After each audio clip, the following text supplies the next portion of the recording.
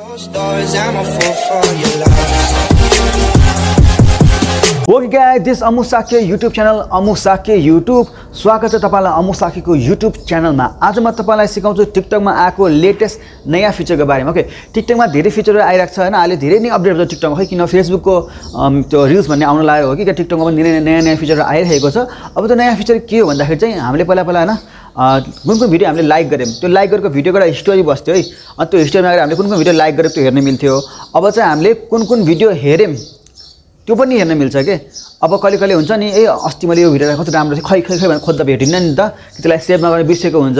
So त्यस्तो video पनि अब हिस्टोरीमा गएर बस्छ के। हामीले कुन भिडियो हेर्यौं त्यो हिस्टोरीमा गएर बस्छ। अब यो हिस्टोरीको नयाँ फिचर आएको, त्यो जम्मा 7 दिनलाई भ्यालिड हुन्छ, त्यसपछि चाहिँ उड्छ है। सो त्यो फिचर कहाँ छ के छ, सिम्पल छ, भिडियो हेर्नुस् म सिकाउँछु। स्टोरी हेर्नलाई गाइस सुरुमा आफ्नो टिकटक खोल्नु होला।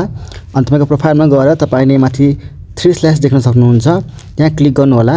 अनि त्यसले क्रिएटेड टुल्स र सेटिंग्स एन्ड प्राइभेसी को अप्सन आउँछ, तपाई जानुपर्छ सेटिंग्स एन्ड प्राइभेसी मा।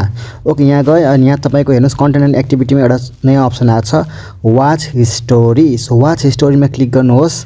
ओके, त्यसपछि यहाँ खुल्छ। ओके, मैले भर्खर हेरेको भिडियोहरु सब लेटेस्ट भिडियो चाहिँ यही नै हो गाइस है त। मैले लाइक गरेको नगरेको हुन्छ, म सबै लाइक गरेकै हुन्छु।